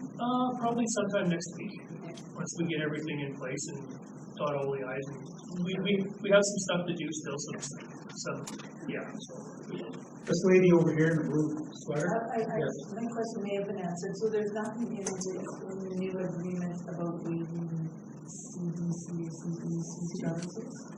Well, the only way that we would waive CEC charges, say for example, like if KIP, or when we build the plant, we're going to build it for 14 liter per second, which will service the community as we stand now. We want to put the infrastructure in place for future development. The developer will pay for that infrastructure up front, so he will get a CEC credit for that. So say, for example, that money he puts up, I'm just going to throw some round numbers out, $100,000 to be able to build the extra infrastructure, to be able to accommodate an extra plant down the road. If and when he ever builds the extra capacity, then at that time, when he develops those lots, he would normally get CEC credits back, but he's already given us $100,000. So it's basically an interest-free loan for us for X amount of time until he develops his subdivision. So that's how it works. Is that clear? Just to clarify, it's not the never-ending CEC of that previous agreement. So it's not that specific. Yeah, we have just one more comment. We have very specific language in the water treatment agreement that deals with exactly how the extra costs are gonna be dealt with. And we have a very good agreement as far as how KIP is gonna pay for that. It's very clear how he's gonna pay for it, and it's gonna be, So you'll be able to read it all in the agreement when we post it online, so.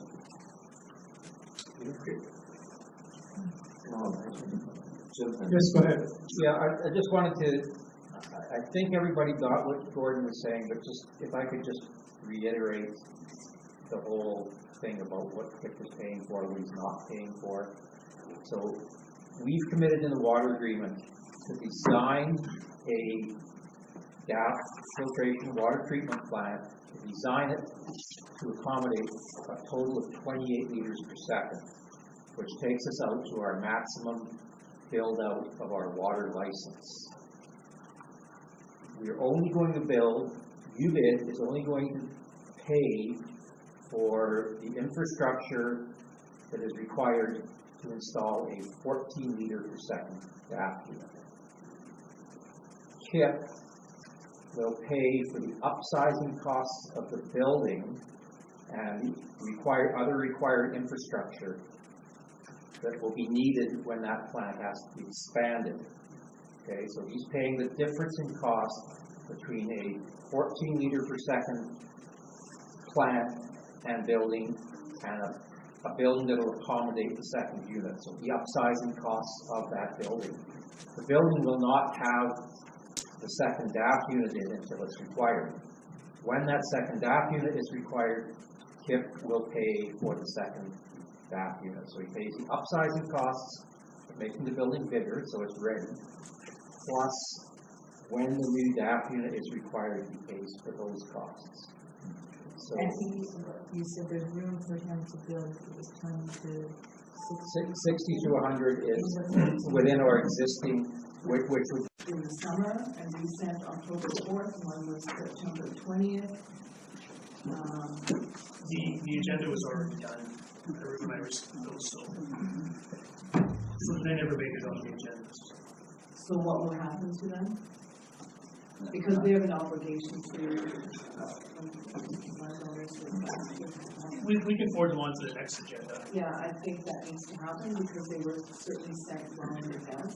One of them I hadn't even seen before. I'd never seen it. So. But anyways. Okay, questions? Yes, sir. Yeah, my name is Walter Johnson. I live in Bucky Bay. My only real thing that pops up right off the top of my head about this water treatment plant is it's still going to have to pump water to some of those houses up there, is it not? That, yes and no. Okay, my concern is now we have a fire going on up there, a big fire. Well, what I didn't tell you, there's snow and ice on Cloud Road. The fire truck can't get up there.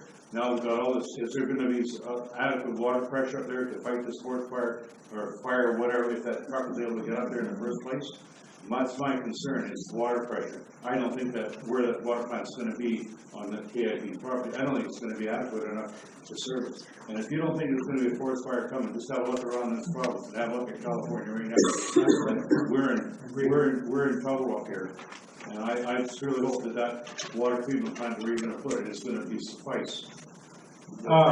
Yes, well, in terms of pressure, what we envision, and then this is just me talking here, okay, so don't hold me to this, is that we will install a reservoir. We have to probably install a reservoir there, and we'll have more than adequate pressure. As a matter of fact, we'll probably have to put in pressure limiting devices. And volume? Well, a 250,000 gallon tank, start with. So, yeah, that part, the engineers will address that problem. Sure. I hope so. I'm sure of that, yes.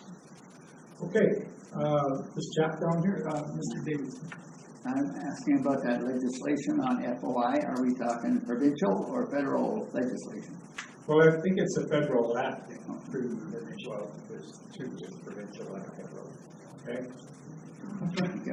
We fall under the provincial. because we're a provincial local government. This lady in the back? Yes. Yes, Susie Murphy. The water, the provision, the new plant will provide for 40 to 60 build out for KIP. And he does have a water supply on his thing, on his land. So will that water then be purveyed by Union Bay, or will it be looked after by KIP? No, in the terms of the agreement, only UBID can purvey water in the district. The water we will sell the water from that source if it comes to that, and collect the revenue from that. Thank you. I think we should maybe clarify, 40 to 60 was in the old agreement. It's now it's 60 to 100. Yes, that's right. So just so nobody is mistaken, on the number, it's 60 to 100 residential units that have been agreed to. What this clause provides us with is sort of like a backup. Should we have problems in the future, maybe the lake runs dry or something like that. It's a backup plan more than it is anything right now, but it's in there, and we have access to it. Yes. Well, we still don't know the volume of that the water in Langley Lake. That's the thing. Is this year was the driest summer we ever had, and it didn't go down below records at all. That's something we have to consider. That it is fed by an underground spring. We just don't know how much volume it is, and so far, the summer we had last year didn't affect it at all. So anyway, hopefully we go forward and we can. What we're going to do is, obviously, I mean, we are talking with engineers. Before we do anything, would have to be tested. We have to extend our water license. If that ever comes, to extend our water license, everything has to be proven first. So. Yes. As with most of us here this evening, I'm pleased to hear about the acceptance of the new water infrastructure agreement. My concern is, under the master development agreement, there is a requirement for the regional district to approve this water infrastructure agreement. And I'm wondering, and I'm hearing rumors, that the regional district may prolong this whole process by delaying this review and approval on their part. Is there any... Thank you for pointing that out. Yes, there is a process where the developer now has to apply to the regional district for approval to subdivide property that we get from the fire hall property and the property up at for the water system. That is why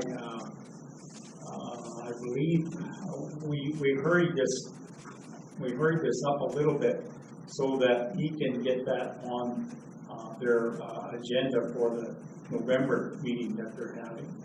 And we're hopeful that he will receive approval in order for him to do that. If that's the case, there's a very good chance, weather permitting, we could have a shovel in the ground at the first of the year on the plant. Trustee Todd. I just would like to add that the CVRD has actually made it very clear that they're open and to modifying it. In other words, to making this happen. We discussed that at last night's meeting as well. The CVRD has been kept in the loop as well. So I'm not sure where you're getting your information from, but I anticipate that it will be approved. Yes, Ms. Grant. We need approval from the regional district. I think he's an opportunity for our glorious regional director to do some work for this community, which we haven't seen. Okay, well, that really wasn't the question. Okay, anybody else? This lady, Yeah. behind the gentleman. Hi, yeah. Chair, when, Your name, please? is Karen? Karen? Yeah. So when Gordon was talking about the KIP UBID water infrastructure agreement, I'm just a little bit, I guess, confused about the 40 to 60 lots. In the past, the regional district, in the water infrastructure agreement, they said that it's, I believe they said it's not lots, it's doors. Residential units. Residential units, that's right. Okay, I just wanted to clarify that it's not. It's 60 to 100. It's actually now 60 to 100. We also have units. Residential lots, residential units. So that was one of the things we did, was we had the language conform throughout. Okay, he said lots. Yeah, so. I just wanted to get that. Okay, yes? Yeah, who's the head in the organization? The head, that's what Susanna was speaking about. Each government, you're supposed to have a head that deals with freedom of information. Yes. And it isn't automatically the administrator. In fact, it doesn't even have to be somebody on the board. And that's why it's not taking away any time from him if you appoint somebody else as the head. Well, we don't have that luxury. No, you have to.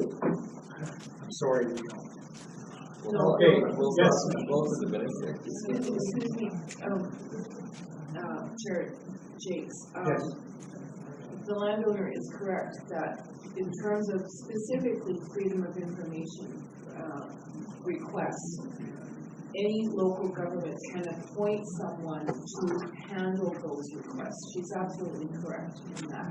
And that is part of the legislation, which is why we need to be really informed of the freedom of information legislation. It doesn't mean that the head of FIPA requests is anything else other than that. That's just their designated job. And it's so that the administrator doesn't have to carry the burden of it. I understand that. It's anticipated that as we move along here, and a lot of these freedom of information requests will probably dry up, because from now on, we've had to, because of contractual considerations, we've had to do a lot of in-camera meetings. Hopefully that won't be the case anymore. So all the information that we will be producing will be available on our website, or we'll make it available to the public in whatever way we can. Okay? Yes? I was wondering about when the development starts, how is that going to be financially beneficial to the community? Well, it's going to provide jobs. Perhaps some of the people here in the community will be able to work. Also, as development comes forward, we will be getting more revenue from the sale of water. Right to you, BID? Yes, yeah. We will be obtaining money in the form of CDC credits from lots other than that produced by the developer. It will be a great benefit. And it's something we have to do. We've been mandated by the Board of Health to have this in place, and they've been snapping at our backs all along here. And I believe that the regional district is now feeling some of the heat as well. I'm hoping, all things being equal, that we will actually meet the VHOG deadline of August of next year. If not, we should be very close to that, if everything goes well. I think there's one bigger thing than a financial benefit to the community is about new people in our community, maybe some kids, people that will get involved in the community club, people will get involved in the boat ramp committee, help out some of these guys that are down there cutting the grass all the time. That's where I see the benefit to this. The financials, certainly it's a huge part of it, but with the smaller developments that the developer can do with the sewage systems, it's going to be cost affordable housing for younger families and senior citizens, and it's going to change our community. We're going to move forward, right? And that's what I see as a benefit. You had a comment? Yeah, I do. I just want to be clear that the CEC credits, for example, is not a money-making venture for UBID. The CEC credits are to offset the cost of providing the water. It's not a profit-making venture. And of course, having more people in the community brings something to the community. I don't think that's ever been a question. But I just don't want people to think it's a money-making, the CECs is a money-making deal. Yes, ma'am. I would just like to know how soon you will be posting the water infrastructure agreement online, or if It's online now. the brand new one? No, not the brand new one, the agreement from the government from James Madison is online. I put it up right away. I would say, But the one you signed with development, will that be posted online eventually? absolutely. When it's Yes. sold? Yes. How, any estimate as to when it will be online? Probably sometime next week, once we get everything in place and dot all the i's. And we have some stuff to do still, yeah. This lady over here in the blue sweater? Yes. My question may have been answered, so there's nothing in the new agreement about waiving CDC or CEC charges? Well, the only way that we would waive CEC charges, say for example, like, if KIP, or when we build the plant, we're gonna build it for 14 liter per second. It will service the community as we stand now. We wanna put the infrastructure in place for future development. The developer will pay for that infrastructure up front, so he will get a CEC credit for that. So say, for example, that money, he puts up, I'm just going to throw some round numbers out, $100,000 to be able to build the extra infrastructure, to be able to accommodate an extra plant down the road. If and when he ever builds the extra capacity, then at that time, when he develops those lots, he would normally get CEC credits back, but he's already given us $100,000. So it's basically an interest-free loan for us for X amount of time until he develops his subdivision. So that's how it works. Is that clear? Just to clarify, it's not the never-ending CEC of that previous agreement, so it's not that specific. Yeah, we have Godfrey. Just one more comment. We have very specific language in the water treatment agreement that deals with exactly how the extra costs are going to be dealt with, and we have a very good agreement as far as how KIP is going to pay for that. It's very clear how he's going to pay for it, and it's going to be, So you'll be able to read it all in the agreement when we post it online. So.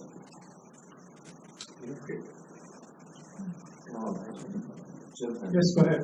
Yeah, I just wanted to, I think everybody got what Gordon was saying, but just, if I could just reiterate the whole thing about what KIP is paying for, what he's not paying for. So we've committed in the water agreement to design a gas filtration water treatment plant, to design it to accommodate a total of 28 liters per second, which takes us out to our maximum build out of our water license. We're only going to build, UBID is only going to pay for the infrastructure that is required to install a 14 liter per second gas unit.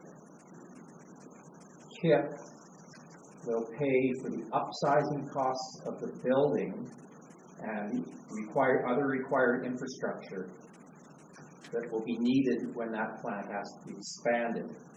Okay, so he's paying the difference in cost between a 14 liter per second plant and building and a building that will accommodate the second unit. So the upsizing costs of that building. The building will not have the second DAF unit in until it's required. When that second DAF unit is required, KIP will pay for the second DAF unit. So he pays the upsizing costs of making the building bigger so it's ready, plus when the new DAF unit is required, he pays for those costs. So And you said there's room for him to build, it was 20 to 60 to 100 is within our existing, which would still keep us probably below that 14 liter per second. If it turns out that we need 16 liters per second, KIP will then pay for the new 14 liter per second dam. So there will then be two 14 liter per second units, taking our capacity up to 28. There is another option to Yes, this gentleman down here? And will they get CEC credits for that? He will get CEC credits for any of the upsizing costs he paid for. He does not get CEC credits for the land. So he doesn't get CEC credits? For the land that's being provided, but he will get CEC credits for any money he puts forward for upsizing costs.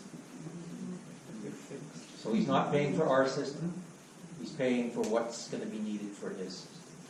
But he is going to pay, yeah, Basically, yes. but he is going to pay up front for the enlarging the building at time of construction to accommodate the expansion.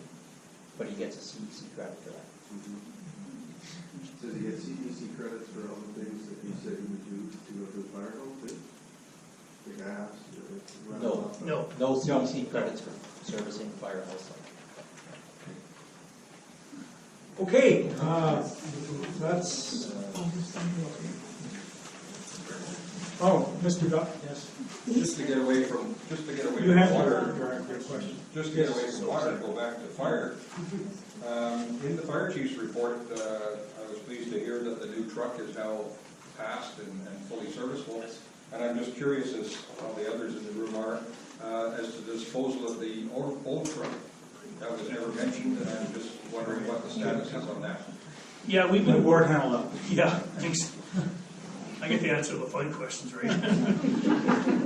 Thanks for that, Dave. Anyways, yeah, we've been working really hard to try and get rid of that truck, to try and sell it. We've contacted a number of different volunteer fire departments to try and see if they might be interested in buying it from us. I thought we were close with the new fire department up in Mount Washington, but it doesn't have it, like the back part of the cab is open. So for Mount Washington, it isn't very good for the guys up there for practicing and stuff, because it'll be a little bit chilly riding around, right? So basically, right now, we have an offer from a fire department in Saskatchewan that are interested in it. And basically, it's not worth very much. Like, we're lucky if we can get a couple grand for it. And it's just because it's outdated and none of the, like, well, those older trucks take a lot of certifications to be able to keep them up and running from a fire department perspective. So it costs more money than it's worth, right? So that's why a lot of them end up upsizing to these nicer trucks. So that's where we're at. So if we can, we're going to try and get rid of it to this department in Saskatchewan. So that's where we're at. I thought Cleve wanted it. Are you up for a road trip, Corey? Yeah. Yes. Yes, sir. The video is going to be put on YouTube. Yes. You know that that's violating your bylaw. No, they're going to be put on the website. Well, they're going to be put on the website. They're not going on YouTube. Yeah. Yes. Well, where are you hosting them? Well, we'll have to. I'm going to work with our web provider, and he is going to help me get through the procedure to be able to get them onto our website. But okay, so Okay, so that's my answer to the question. I'm working with our web provider to be able to look at options. so you're not putting them on YouTube. I'm working with our web provider to be able to come up with a solution. I'm trying to answer the question. So I'm working with our web provider to be able to come up with the solution to be able to put them on our website. I don't know what that is quite yet. So you don't know when you're going to have this up then? Hopefully in the next little while we'll have it up, yes. Okay. Let's have a motion for adjournment.